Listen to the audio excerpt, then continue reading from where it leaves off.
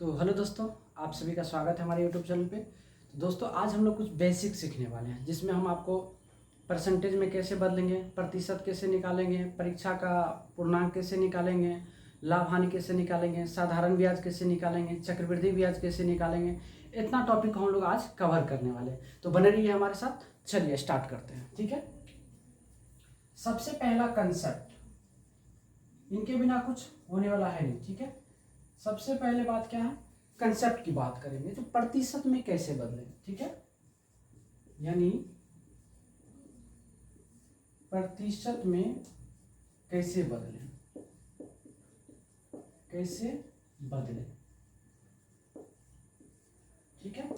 ये आपका प्रश्न आया, प्रतिशत में कैसे बदलें।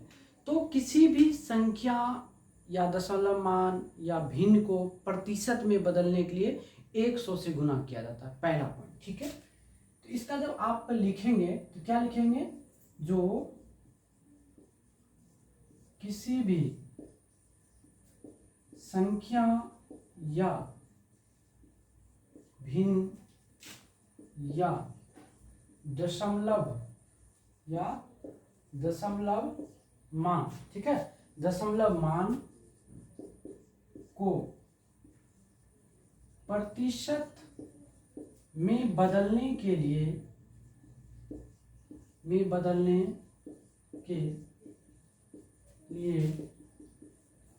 100 से गुना किया जाता है। आज हम लोग 10 टॉपिक लमसम पढ़ने वाले हैं। क्या बोले, किसी भी संख्या या भिन्न या दशमलव मान को प्रतिशत में बदलने के लिए क्या किया जाता है, 100 से गुना किया जाता है। बहुत अच्छी वाली बात है। आइए देखते हैं। अब एग्जांपल के तौर पर हम बोलेंगे क्या, जो आप 4 को प्रतिशत में बदल, इसको जब प्रतिशत में बदलना तो सीधी सी बात है, 100 से क्या करना, गुना। ये हो गया कितना, 400% हो गया, ठीक है। अब बोलेंगे जो 2/5 को आप प्रतिशत में बदलिए, क्या करेंगे, 2/5 गुना क्या करेंगे, 100, क्योंकि प्रतिशत में बदलने के लिए तो 100 से गुना करते हैं। तो काट देंगे 5 से तो हो जाएगा 20, 5 100, तो 20 दुना कितना हो जाएगा, 40%। कुछ करना नहीं, आपको केवल 100 से क्या करना है, गुना करना है, ठीक है। अब आइए दशमलव मान के अगर हम बोल दें 0.25, बोलेंगे इसको अगर आप प्रतिशत में बदलिए तो क्या होगा। प्रतिशत में बदलने के लिए क्या बोले हम, जस्ट 100 से गुना करेंगे। लेकिन यहाँ क्या है, पॉइंट है। पॉइंट जब उड़ाइएगा तो एक पे कितना, डबल जीरो बैठेगा। तो पॉइंट के बाद जितना अंक उतना जीरो नीचे में 1 पर बैठाएंगे, ठीक है। अब ये 2 जीरो से 2 जीरो खत्म होगा, कितना हो गया, 25%। तो आपने यहाँ पे सीखा कि प्रतिशत कैसे निकालते हैं। तो प्रतिशत निकालने के लिए क्या करते हैं, किसी भी संख्या दशमलव या मान को प्रतिशत में बदलने के लिए 100 से क्या करते हैं, गुना करते हैं। जैसे 4 को बोले तो 4 गुना 100 बराबर 400% हो गया।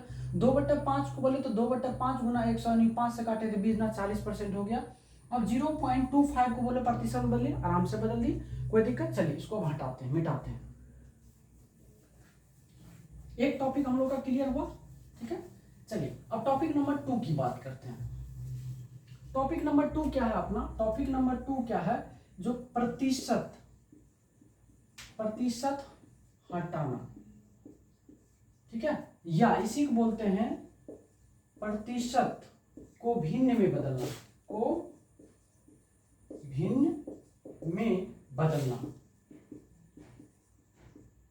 ठीक है। आज ये मेरा टॉपिक है, ठीक है। प्रतिशत हटाना या प्रतिशत को भिन्न में बदलना। तो प्रतिशत में बदलने के लिए क्या करते हैं, 100 से गुना करते हैं हम लोग। तो प्रतिशत को हटाने के लिए क्या करेंगे, 100 से भाग देंगे। इसका जो आपको कंसेप्ट होगा, तो प्रतिशत को, ठीक है, भिन्न में बदलने के लिए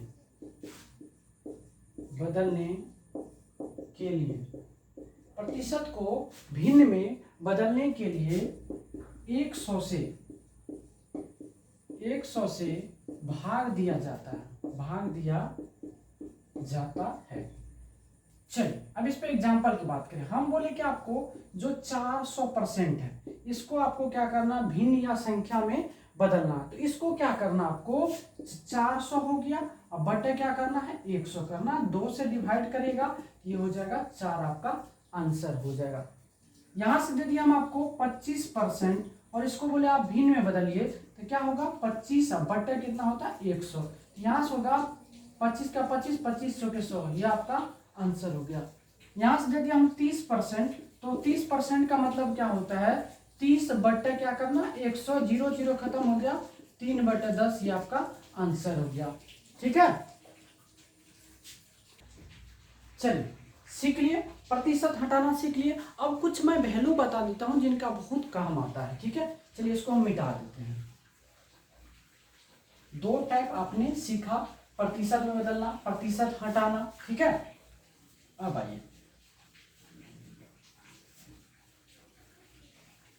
अब आपको क्या होता है ना, तीसरा टाइप में क्या होता है, तीसरा टाइप की अगर मैं बात करूं तो क्या कहते जैसे x रुपया का y प्रतिशत कितना होगा, कितना होगा। आपका अगला जो कंसेप्ट है, जो x रुपया का y कितना प्रतिशत होगा। ठीक है, आइए ये x, इनका जब हम लोग सॉल्यूशन करेंगे क्या होगा, x का मतलब क्या होता है गुना y, और प्रतिशत जब हटता है नीचे में क्या बढ़ता है 100, अर्थात क्या हो गया xy बटे क्या 100।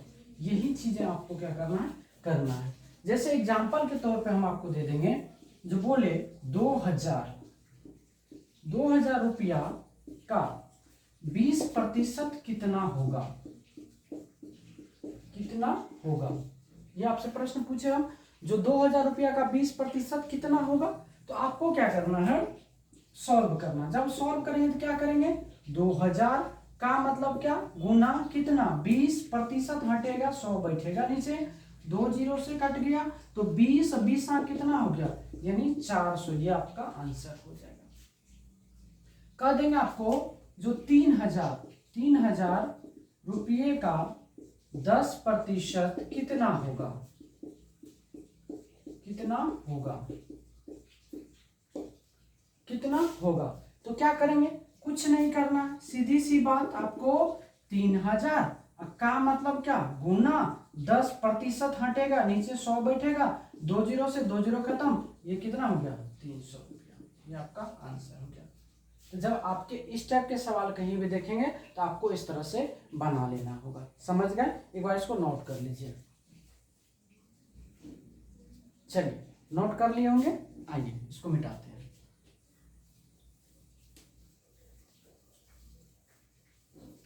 थोड़ा थोड़ा करके आज हम लोग थोड़ा थोड़ा सब टाइप को टच करेंगे। ठीक है, आज की वीडियो में फिर कल हम लोग क्वेश्चन करेंगे, खास करके एसएससी जीडी वालों के लिए। किसके लिए, एसएससी जीडी जिनको देना है। आइए अब अगला टाइप की बात करेंगे हम लोग।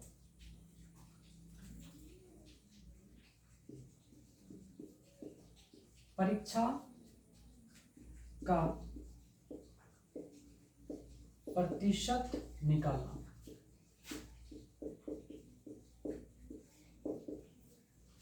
अगला टॉपिक क्या है, परीक्षा का प्रतिशत निकालना। अगर आप कोई भी एग्जाम में बैठते हैं और एग्जाम देते हैं, एग्जाम देने के बाद आपका कुछ ना कुछ मार्क्स आता होगा, तो कितना % मार्क्स आया, ठीक है, वो चीज हम लोग जानेंगे। आइए, तो इनका जो कंसेप्ट है वो क्या है, जो कितना लाया यानी कितना नंबर लाया बटे कितने में लाया, कितने में लाया, और प्रतिशत में बदलने के लिए 100 से। बस यही छोटा सा कंसेप्ट है, कितना नंबर लाया, कितने में लाया, और प्रतिशत में बदलने के लिए 100 से गुना करना। ठीक है, अब आइए अब एक एग्जाम्पल की बात करते हैं। राम क्या किया, एग्जाम दिया। राम क्या किया, एग्जाम दिया, और एग्जाम कितने नंबर के थे, यानी एग्जाम थे 500 नंबर के, और ये प्राप्त किया कितना, यानी प्राप्त मतलब लाया, प्राप्त नंबर है इनको 300। कितना है 300।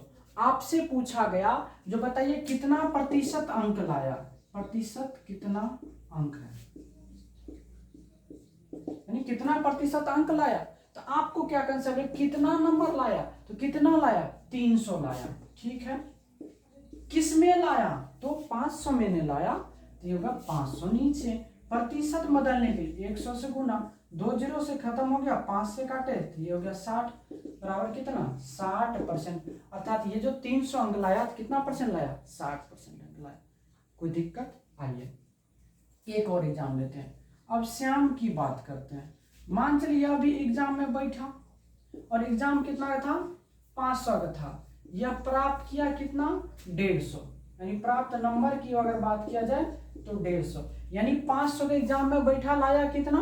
150। आपसे पूछा, आपने उससे पूछा अरे भाई तुमको कितना परसेंट अंक आया, तो यहां से निकालेंगे जो प्रतिशत अंक की अगर बात करेंगे, अंक मतलब कितना लाया तो 150 लाया, किस में लाया तो 500 में लाया। अब प्रतिशत में बदलने के लिए 100 से गुना करना, 2 जीरो से 2 जीरो खत्म, 5 से काटे तो कितना हो गया? 30%, अर्थात उसने कितना लाया? 30% लाया। क्या समझ गए? ये भी टाइप आप क्लियर किए, 4 टाइप 5 टाइप हम लोग क्लियर कर लिए। चलिए अब थोड़ा हम लोग चलते हैं दूसरा चैप्टर में, ठीक है। अब थोड़ा लाभ हानि निकालने के लिए भी जान लेते हैं हम लोग कैसे निकालते हैं। चलिए अब थोड़ा हम लोग लाभ हानि में बात करेंगे। अगला कंसेप्ट, अगला कंसेप्ट में क्या है? 5वां में जो प्रतिशत लाभ और हानि निकालना। प्रतिशत लाभ और हानि निकालना, ये दो चीज। लाभ कब होता है, हानि कब होता है? तो लाभ उस कंडीशन में होता है जब कोई वस्तु जो है कम दाम पर खरीदकर अधिक दाम पर हम बेचते हैं, तो हमको क्या होता है? लाभ होता है। और हानि कब होता है? तो जब हम कुछ कम दाम पर खरीदकर, ठीक है, कम दाम पर खरीदकर उससे भी कम में अगर हम बेच दें तो हमको क्या होगा? हानि होगा, ठीक है। एग्जाम्पल स्वरूप में बताते हैं। अब इसमें एक चीज पॉइंट आपको याद रखना कंसेप्ट में, क्या? एक चीज होता है सीपी, एक होता है एसपी और एक होता है एसपी। एसपी दो तरह के होते हैं, एक SP1 मान लेते हैं, एक SP2 मान लेते हैं, ठीक है। अब देखिए एसपी मतलब क्या होता है? विक्रय मूल्य। इसका मतलब क्या होता है? विक्रय मूल्य। जिस मूल्य पर हम कोई वस्तु को बेचते हैं उसको विक्रय मूल्य कहते हैं, और जिस मूल्य पर हम खरीदते हैं उसे क्या बोलते हैं? क्रय मूल्य बोलते हैं। और ये भी आपका क्या हो गया? विक्रय मूल्य हो गया। क्या हो गया? विक्रय मूल्य। ये भी आपका विक्रय मूल्य, ये आपका क्रय मूल्य, ये हो गया क्या? विक्रय मूल्य। अब देखिए क्रय मूल्य हमेशा क्या होता है? 100% होता है। क्रय मूल्य हमेशा क्या होता है? 100% होता है, कोई चेंज नहीं होता है। अब SP2, अब इसको हम लोग लाभ के केस में इसको पढ़ेंगे, क्या? लाभ के केस में। और इसको क्या समझेंगे हम? हानि के केस में। अगर P% का लाभ होता है, हमने माना क्या? जो P% का इसको लाभ हुआ, यानी कोई वस्तु 100% में खरीद कर P% लाभ पर बेचता है, तो विक्रय मूल्य का जो प्रतिशत होगा, यानी इनका जो प्रतिशत होगा वो क्या होगा? आपको 100 प्लस P% हो जाएगा। अगर जितना परसेंट का लाभ होता है उतना 100 में जोड़ के निकालेंगे, ठीक है। अब बात करते हैं, अगर हम बोले यहाँ पे जो L% का लॉस होता है, यहाँ से जब हम लोग SP निकालेंगे तो क्या निकालेंगे? 100 माइनस L%, और ये आपका क्या होगा? विक्रय मूल्य का क्या होगा? प्रतिशत होगा। कोई दिक्कत? अब देखिए अब अगला पॉइंट, अगला पॉइंट क्या है? अगर 100 से अधिक मान होगा, अधिक मान होगा तो लाभ प्रतिशत होगा, तो लाभ प्रतिशत होगा। अगर 100 से अधिक मान होगा तो लाभ प्रतिशत होगा। दूसरा देखेंगे, 100 से कम होगा तो हानि प्रतिशत होगा, तो हानि प्रतिशत होगा, ठीक है। तो क्रय मूल्य विक्रय मूल्य में क्या करना है? इतना मान आपको हमेशा याद रखना। ये थोड़ा सा कंसेप्ट है, इसको आप याद रखें, क्वेश्चन आपको अपने आप बनना शुरू हो जाएगा। चलिए कुछ एग्जांपल की बात करते हैं। जरा इसको मैं मिटा दूं या यहीं पे ले लेता हूं। यहीं पे देखिए सीपी बराबर लिए कितना? हम 500, और एसपी बराबर लिए कितना? 600। कोई दिक्कत? यानी कोई वस्तु को 500 रुपया में हमने खरीदा और 600 में क्या किया? बेच दिया। तो आपसे पूछा बताइए कितना रुपया का लाभ हुआ? तो आपको पता है कि क्रय मूल्य कितना होता है? 100%। अब एक चीज बताइए, ये जो 500 में हम खरीदे, सीपी मेरा क्रय मूल्य 500 में जो खरीदे वो मेरा 100% है कि नहीं? अगर इसको हम सॉल्व करेंगे तो क्या ऐसे लिखूं? 500 का वैल्यू 100%, यानी 500 में हमने खरीदा वो मेरा 100% है। अब 600 में बेच रहे हैं तो कितना परसेंट अधिक हुआ? तो क्या 100 बटा ये 500 नीचे चला जाएगा और यहाँ ये 600 का मान निकालना हमको, तो गुना हो जाएगा। अब 2 जीरो से 2 जीरो खत्म हो गया, 5 से काटे तो कितना हो गया 120%। अब एक चीज आप बताओ, मेरे पास कितना धन था 100%, अब कितना हो गया 120%, तो कितना परसेंट का हमको एक्स्ट्रा मिला आपको, यानी 20% का क्या हो गया आपको लाभ हो गया। यानी 100 से कितना अधिक है 20 अधिक है, तो 100 से अगर अधिक होगा तो लाभ होगा, तो कितना परसेंट का लाभ हुआ 20%। बात समझ में आई कि नहीं? एक बार इसको जो है नोट कर लीजिए, वीडियो को रोक करके एक बार देख लीजिएगा, ठीक है? मैं इसको मिटा रहा हूं। चलिए अब नीचे वाले को एक बार हम फिर क्लिक करते हैं, एक बार हानि के केस में देख लेते हैं। चलिए अब हानि के केस में बात करते हैं। मान लेते हैं कि सीपी बराबर कितना है 500 और एसपी बराबर मान लिया कितना 400। एसपी बराबर क्या मान लिया 400। तो आपको बोले तो बताइए कितने प्रतिशत का लाभ हुआ या हानि हुआ। तो वास्तविक बात है 500 रुपया में आपने वस्तु को खरीदा है और 400 में क्या क्या वस्तु को बेच दिया, तो हानि ही होगा ना। तो आइए ये जो 500 है, ये 500 आपके कितने परसेंट के बराबर है 100% के बराबर है। आपने कितना में बेचा 400 में बेचा, तो 400 का वैल्यू क्या नहीं निकाल सकते हो आप, आराम से निकाल सकते हो हम। 100 बटे कितना हो गया 500 गुना कितना 400। देखिए डबल जीरो से डबल जीरो खत्म हो गया और 5 से यहाँ काटेंगे तो कितना होगा 5 40, यानी कितना परसेंट हो गया 80%। अभी हम आपको क्या कंसेप्ट है 100 से अगर कम होगा तो हानि प्रतिशत होगा, यानी आपने 100 में खरीदा था और कितना में बेचा 80 में बेच दिया। 100 में खरीदा 80 में बेच दिया, यानी कितने प्रतिशत का आपको कमी हुआ, यानी 20% का। यही 20% आपका क्या हो गया हानि हो गया। तो उम्मीद करता हूं मैं आराम से समझ गए होंगे। इसको मैं अब मिटा दूं, इसको आप वीडियो रोक करके नोट कर लीजिए, फिर हम इसका अगला स्टेप करते हैं, ठीक है? आइए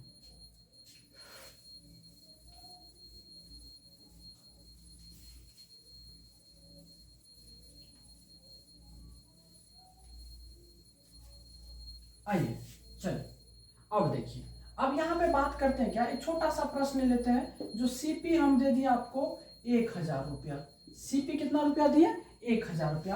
प्रॉफिट दिया आपको कितना हम 20%। हम बोले कि आपको एसपी ज्ञात करिए, एसपी बराबर वाट। एसपी बराबर क्या हुआ वाट। अब देखिए अगर हमको एसपी निकालना हो, एसपी निकालना हो तो कितना है। अब एक चीज चलिए 2-3 नियम से इसको हम सॉल्व कर देते। देखिए ये जो आपने खरीदा है तो आपका 100% है, यानी 100% का वैल्यू आपको कितना दिया हुआ है 1000। आपसे पूछा जो 20% लाभ पर हमको विक्रय मूल्य बताइए। अगर 100% पे हम खरीदे हैं और 20% हमको लाभ चाहिए तो हम कितना में बेचेंगे 120 में बेचेंगे। तो जब लाभ की केस आएगी तो 100 में जोड़ना था 20 जोड़ना था, यहाँ 120% का वैल्यू आपको क्या करना निकालना। तो क्या हो जाएगा 1000 बटे कितना 100 और गुना कितना हो जाएगा 120। 2 जीरो से 2 जीरो खत्म, इधर कितना हो जाएगा यानी 1200 रुपये आपका क्या हो गया आंसर हो गया। यानी आपने 1000 में खरीदा 20% लाभ पर बेचा तो कितना हो गया 1200। सेम क्वेश्चन उठाते हैं, सीपी बराबर ले, हाँ सीपी बराबर ले लेते हैं हम 1000 और लॉस बराबर ले लेते हैं 20%। हम बोलेंगे एसपी बराबर वाट। एसपी क्या होगा, यानी कोई वस्तु 1000 रुपया में खरीद कर 20% अगर आप हानि पर बेच दीजिएगा तो उस वस्तु का जो है विक्रय मूल्य क्या होगा, उस वस्तु का विक्रय मूल्य क्या होगा। आइए तो आपको पता है जो क्रय मूल्य जो होता है वह 100% के बराबर होता है। 20% हानि में जाना मतलब 100 से कम में जाना है, तो 100 से कम में जाएंगे 20 तो कितना हो जाएगा 80%। इसका निकालना है तो क्या हो जाएगा 1000 बटे कितना 100, निकालना किसका है 80 का। 2 जीरो से खत्म, कितना हो गया यानी 800 रुपया। ये आपका क्या हो गया आंसर हो गया। आपने देखा जो लाभ पर कैसे विक्रय मूल्य निकालते हैं, हानि पर कैसे विक्रय मूल्य निकालते हैं, दोनों चीज आपने सीख लिया। ठीक, चलिए इसको हम मिटाते हैं।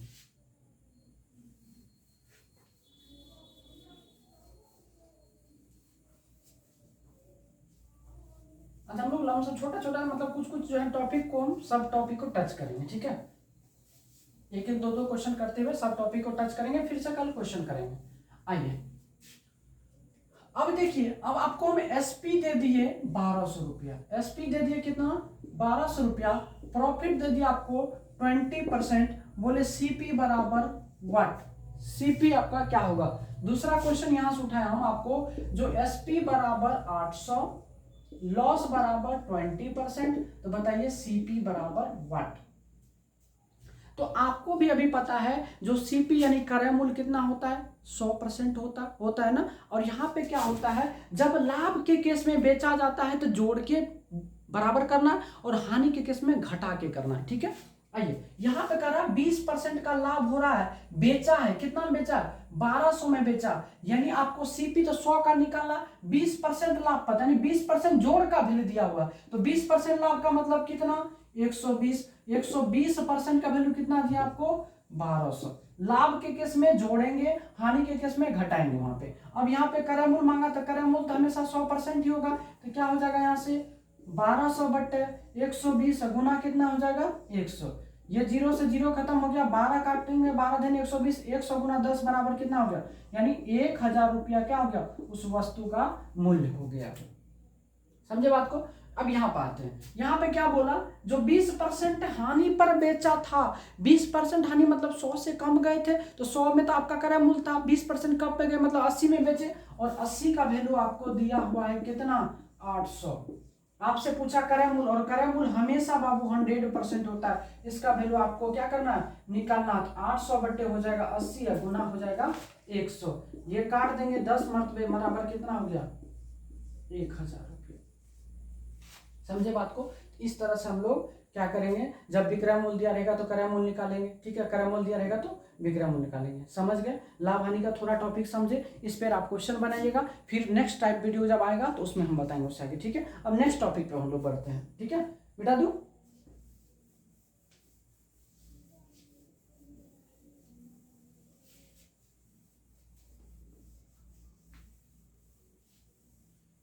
चलिए अब थोड़ा सा हम बात करेंगे क्या, साधारण ब्याज पर। किस पर, साधारण ब्याज पर।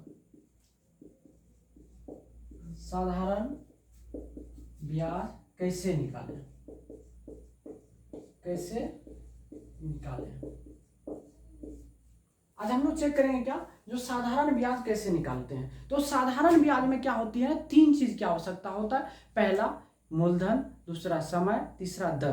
तो इस चीज को हमको यहाँ पे लिख देते हैं, इसमें 3 बात याद रखना, क्या, मूलधन जिसको हम लोग क्या करते हैं P से सूचित करते हैं, दूसरा बात आती है क्या, समय जिसको हम लोग T से सूचित करते हैं, और तीसरा बात क्या है, दर, दर को हम लोग R से सूचित करते हैं, और क्या आती है मिश्र धन, मिश्र धन को हम लोग A से अमाउंट, और क्या होता है ब्याज, ब्याज को हम लोग SI से शुरू करते हैं, सूचित करते हैं, ठीक है।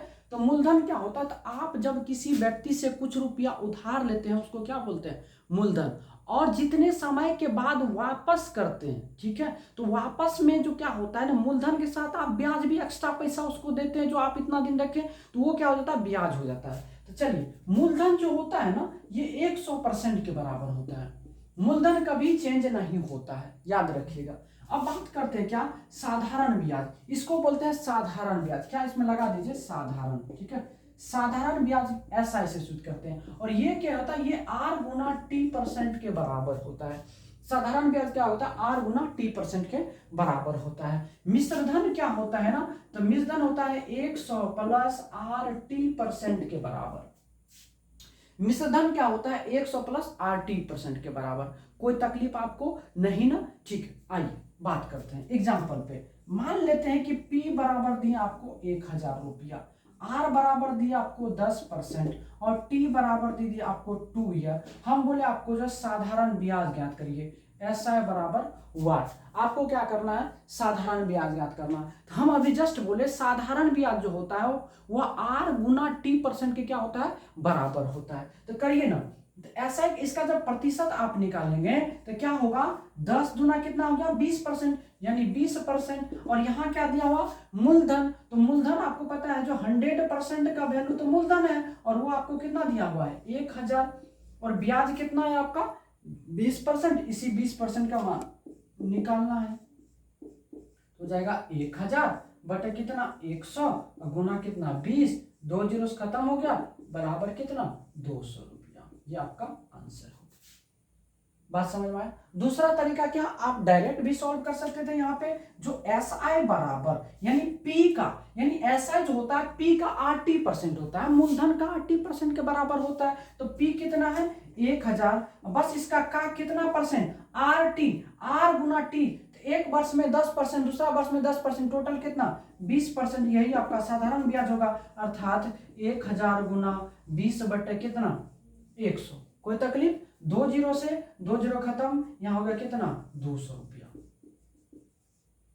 बात समझ में आया। तो साधारण ब्याज हम लोग ऐसे निकालेंगे, कोई दिक्कत। चलिए इसको हम लोग क्या करते हैं, मिटाते हैं। आइए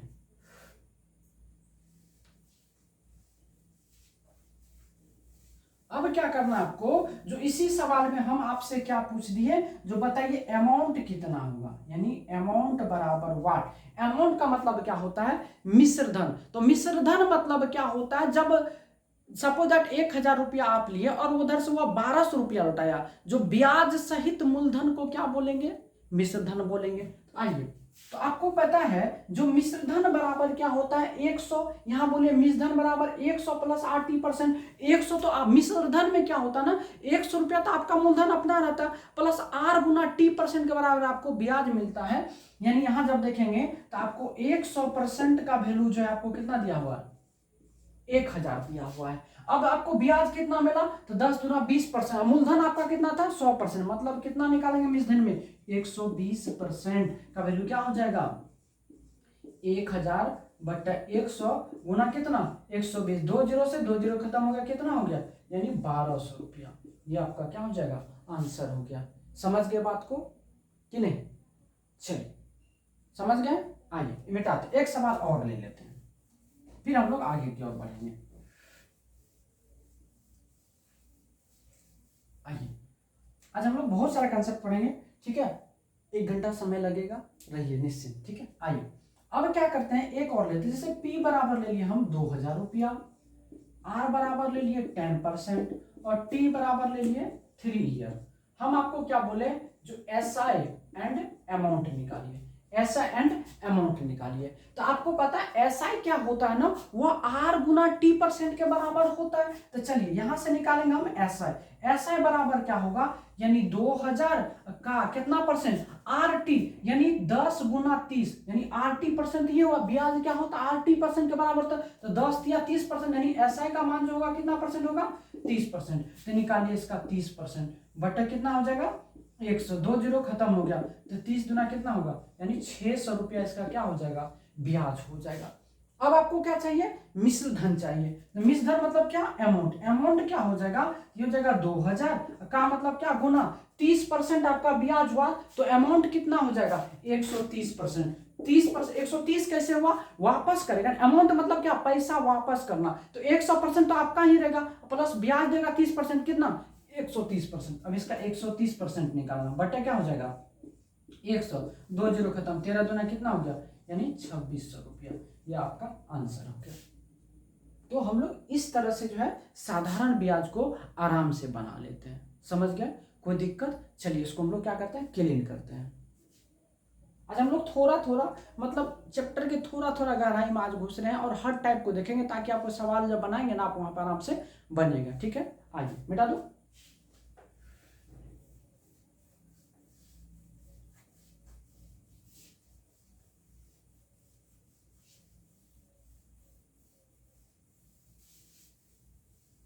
आइए अब हम लोग सीखेंगे जो चक्रवृद्धि ब्याज कैसे निकालते हैं। चक्रवृद्धि ब्याज कैसे निकालते हैं, कैसे निकालते हैं। अगला टॉपिक क्या अपना, जो चक्रवृद्धि ब्याज कैसे निकालते हैं। तो चक्रवृद्धि ब्याज में क्या होता है, सारा चीज रहता है क्या साधारण ब्याज का है, और उसमें क्या करते हैं 80% निकालते हैं, तो इस पे हम लोग रेट पे काम करेंगे। आइए देखते हैं, इसमें भी वही चीज है, जो प्रिंसिपल यानी मूलधन क्या होता है, एक मूलधन क्या हो सकता होगा जिसको हम लोग पी से सूचित करेंगे, मूलधन हो गया। उसके बाद समय को हम लोग क्या समझते हैं, टी समझते हैं। एक होता है दर जिसको हम लोग बोलते हैं R%। उसके बाद क्या होता है चक्रवृद्धि ब्याज, चक्रवृद्धि ब्याज इसको हम लोग क्या बोलते हैं CI। चक्रवृद्धि ब्याज को किससे सूचित करते हैं CI से। उसके बाद एक छोटा सा और होता है क्या मिश्र धन, मिश्रधन, इसको हम लोग क्या बोलते हैं, अमाउंट, यानी ए से सूचित करते हैं। इतना चीज तो आप लोग पहले से जानते हैं, कोई दिक्कत। अब आइए, अब इस पर हम लोग काम कैसे करते हैं। तो चक्रवृद्धि ब्याज यानी सीआई निकालने के लिए क्या करते हैं हम लोग, रेट पर काम करते हैं, केवल रेट पर, आरएटी, रेट यानी दर। मान लेते हैं क्या जो है x% हम आपको दर दिए, यानी x% क्या क्या दर। अब इसको जब आप तोड़ेंगे तो इसको मान लेते हैं क्या P/Q के रूप में आया। इनको जब आप तोड़ेंगे तो P/Q के रूप में आएगा, ठीक है। अब आइए P/Q के रूप में तो क्या करना है, इसको जोड़ के लिखना। जोड़ के जब लिखेंगे तो ऊपर में होगा P प्लस Q बटे क्या होगा Q।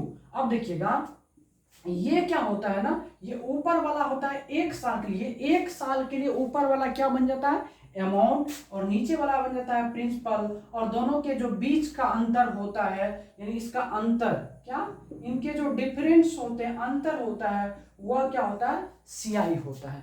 क्या होता है, सीआई होता है। इसको हम लोग जो रेट पर अच्छा तरह से समझ पाएंगे। जैसे एग्जांपल के दर पे हम बोले, जो रेट दे दिया हम आपको 20%, कितना दे दिए, 20%। तो आपको पता है क्या 20% का वैल्यू क्या होता है, 1/5। कैसे, तो 20 बटे जब आप 100 करेंगे तो काट के वैल्यू आएगा 1/5। इसको आपको क्या करना है, जोड़ के लिखना है, तो कितना हो जाएगा 6/5। और ये 6/5 कितने साल के लिए होते हैं, एक साल के लिए हो जाते हैं। मान के चलिए हमको 2 साल के लिए निकालना है, तब क्या करेंगे, 6/5 का क्या करेंगे स्क्वायर, ये हो जाएगा कितना 36/25। और 36 क्या होगा, अमाउंट होगा, ये 25 यूनिट क्या होगा आपका, प्रिंसिपल होगा। 25 यूनिट क्या होगा, प्रिंसिपल। और दोनों के बीच का जो अंतर आया 11, ये हो गया आपका क्या, सीआई। अब सेम बात समझ में आ गई कैसे करना। एक साल के लिए रहेगा तो 1 पावर करेंगे, 2 साल का रहेगा 2 पावर करेंगे, 3 साल करेगा 3 पावर करेंगे, जितना साल करेगा उतना पावर करेंगे। समझ गए, करना इसी पे, केवल रेट पर काम करेंगे। एक और एग्जांपल पे लेते हैं। अगर रेट बराबर ले लिए 10%, तो इसको बोले हम, जब रेट को अगर तोड़िएगा तो 10 बटे कितना हो जाएगा, 100। कट क्या आया कितना, 1/10। हमको क्या बोले, हम आपको जोड़ के लिखेगा तो कितना होगा, 11/10। ये 11/10 होता है ना, ये एक साल के लिए आपका क्या होता है, चक्रवृद्धि ब्याज, मूलधन, सिंपल, सब चीज इसी में आ जाता है, ठीक है। अब हमको बोले आपको 3 साल का निकालिए, कितना साल का, तो 3 साल, पावर क्या करना है 3। आइए 3 करिएगा तो 11 क्यों हो जाएगा 1331, और 10 का क्यों कितना हो जाएगा 1000। ये दोनों का अंतर कितना हो जाएगा 331। अब देखिए ये नीचे वाला क्या हो गया, यानी 1000 हो गया, इसमें क्या, ये हो गया आपका क्या, प्रिंसिपल, ये हो गया आपका सीआई, और ये हो गया आपका अमाउंट। यानी सारा चीज आपको समझ गया खेल इसी पे।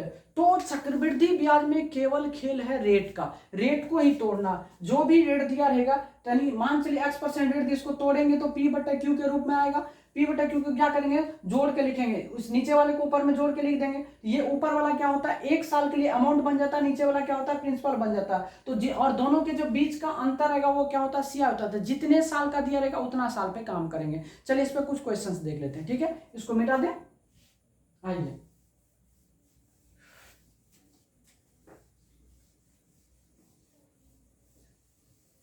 आइए देखिए, हम क्या किए, यहां से आपको जो P बराबर दे दिया कितना, 1000 रुपया।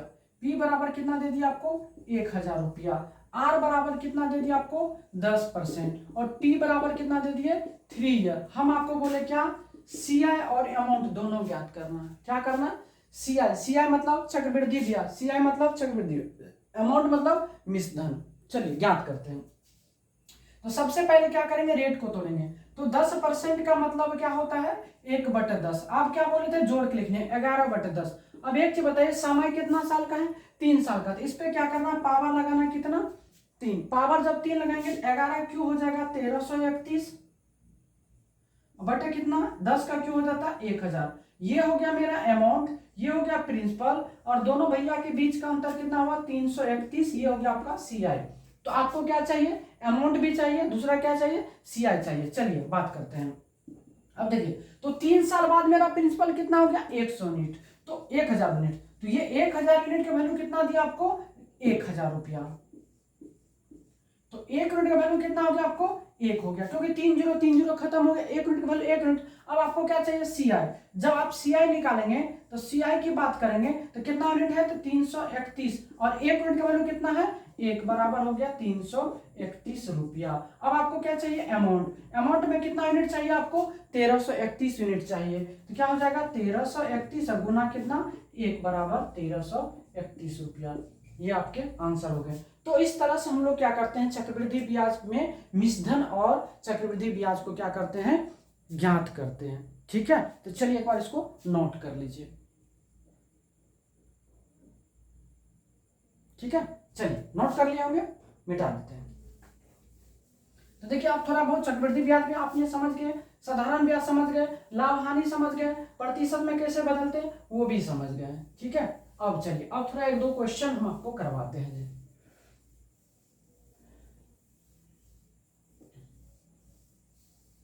चलिए एक और, अब थोड़ा समय और काम वाला बात करते हैं। क्या होता है, समय और काम की बात करते हैं थोड़ा। समय और काम, समय और काम। अब एक चीज बताइए, तो यहां से क्या होता है ना, समय और काम में क्या आवश्यकता होता है, तो काम कब होता है, देखिए तो काम बराबर क्या होता है, समय गुना क्या होता है, क्षमता। क्या होता है, काम बराबर, यानी इसको वर्क बोलते हैं।